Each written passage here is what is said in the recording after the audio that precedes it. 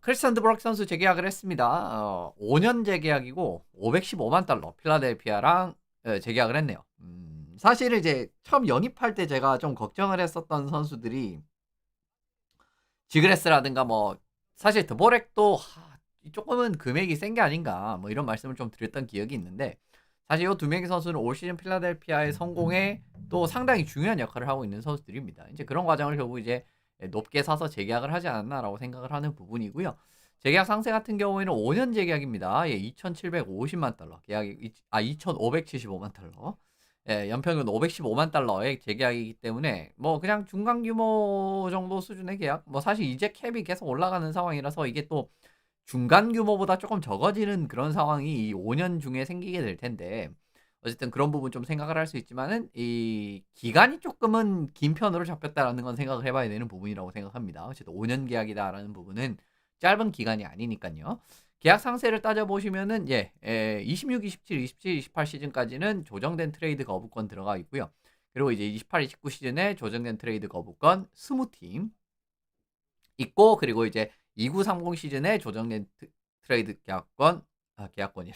조정된 트레이드 거부권 5팀 선택을 해서 할 수 있기 때문에 어쨌든 이렇게 계약까지 이 조건까지도 어느 정도는 들어간 계약이다라고 바라보시면 좋을 것 같습니다. 근데 금액 자체가 어쨌든 지난번 계약이랑 비슷해요. 그러니까 지금 계약이라고 할 수 있는 $540만 계약이었는데 요것보다 금액 자체는 줄어들었지만은 그래도 기간적인 부분이라든가 이런 걸 계산을 해보면은 드보렉 입장에서도 뭐 그냥 괜찮은 조건이라고 생각을 했던 것 같고요.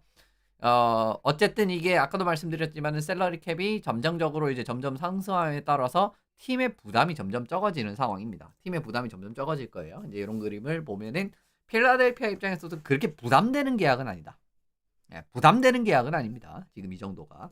그 부분 말씀을 드리고 넘어가면 좋을 것 같고 올 시즌은 굉장히 잘하고 있죠. 40경기에서 9골 17어시스트 26포인트. 사실 이제 이 드브렉 선수가 예전에 정말 어릴 때라든가 애리조나 시절, 그죠? 그리고 몬트리올 시절에도 또 괜찮은 적들이 있었고 했기 때문에 근데 올해 이제 그보다 더 좋은 페이스로 지금 득점 페이스까지 나오고 있는 그런 사실이었습니다. 사실 드브렉 선수 같은 경우에는 수비적인 경기력이라든가 이런 투웨이 경기력 같은 부분은 괜찮았지만은 주니어 시절의 공격력이 이 당연히 성인 레벨에서 좀 10분 발휘되는 유형의 선수는 아니었었거든요.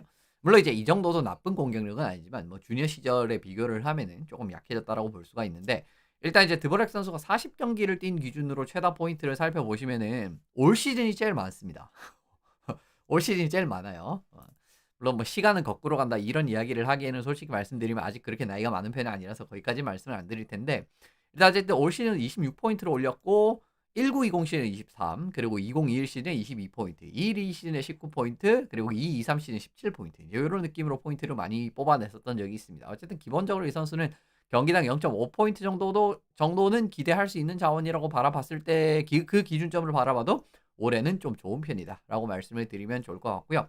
그리고 이 감독들이라든가 이런 이 감독들이 참 신뢰하는 카드들이 있잖아요. 그죠? 당장 지금 이제 토케트 감독 같은 경우에는 멀리 갈 필요 없이 예전에 뭐 밴쿠버 시절을 생각을 해 보시면은 누구냐?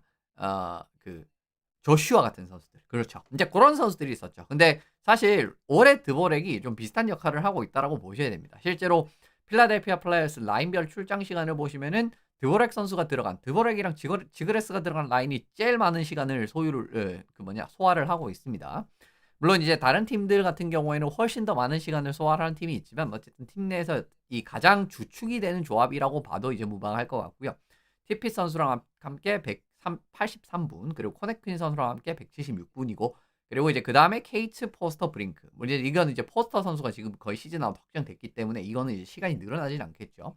어쨌든 요 정도 수준으로 이제 라인으로서 믿음직한 모습을 보여줬다라고 바라보면 좋을 것 같고 실제로 출장 시간에 비례하는 것도 맞지만 득점도 괜찮았습니다. 이제 드보렉 지그레 스티필 라인이 13득점 그리고 코네크니가 들어갔을 때는 10득점 그리고 이제 포스터 케이츠 브링크 라인이 이제 5득점을 했는데 전반적으로 바라봤을 때는 결과치라든가 이런 부분까지도 나쁘지 않았고 개인적으로는 이제 지그레스에 살짝 부족한 부분들을 또 좀 채울 수 있는 자원이 아닌가 드보렉이 이제 그렇게도 좀 보이는 부분이 있어가지고 괜찮은 조합으로 잘 군림을 하는 것 같습니다.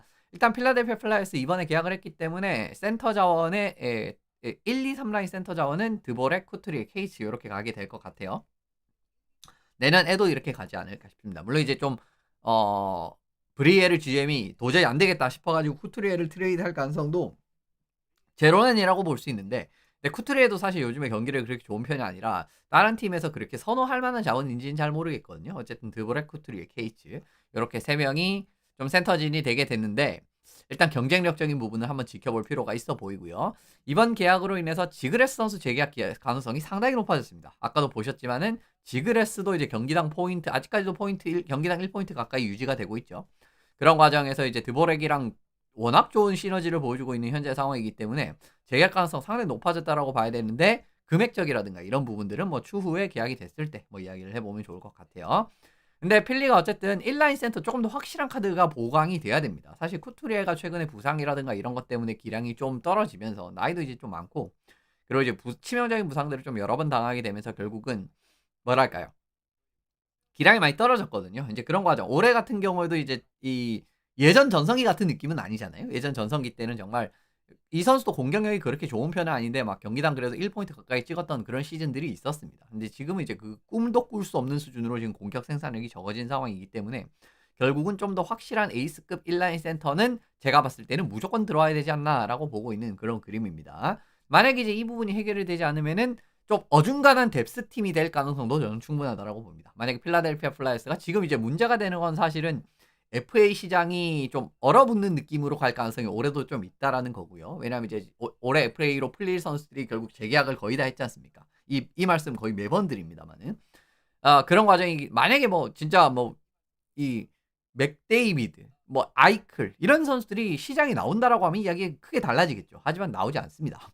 그런 과정이 됐기 때문에 결국 이제 정말 필라델피아가 원할 정도의 수준급 센터를 당분간 영입하지 못할 가능성도 저는 충분히 있다라고 보거든요. 뭐 그렇게 된다라고 하면은 지금 센터진이나 공격진으로 바라봤을 때 좀 어중간한 뎁스 팀이 될 가능성도 충분하기 때문에 브리에르 GM이 지금까지는 사실 좀 갸웃한 판단, 제가 봤을 때는 조금 이거 좀 위험해 보이는데라는 그런 그림에서도 좋은 결과들을 많이 냈지만, 지금은 어쨌든 한번 지켜볼 필요가 있지 않나 일단 말씀을 드려보도록 하겠습니다.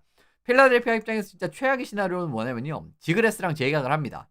근데 지그레스가 올해는 저는 조금 걱정되는 부분으로 보는 건 뭐냐면, 올해는 좀 동기부여가 많이 된 시즌이라고 생각을 하거든요. 실제로 뭐 애너하임 전에서도 그런 모습을 보셨겠지만 자신들을 이제 좀 의심하는 사람들이 생겼고, 그 의심을 이제 그 입을 닫게 하기 위해서 지그레스가 조금 더 분발하는 그런 느낌이고, 게다가 올해 끝나면 FA이기 때문에 여러 가지 이런 부분에 좀 변수가 걸려 있다라고 생각을 하거든요.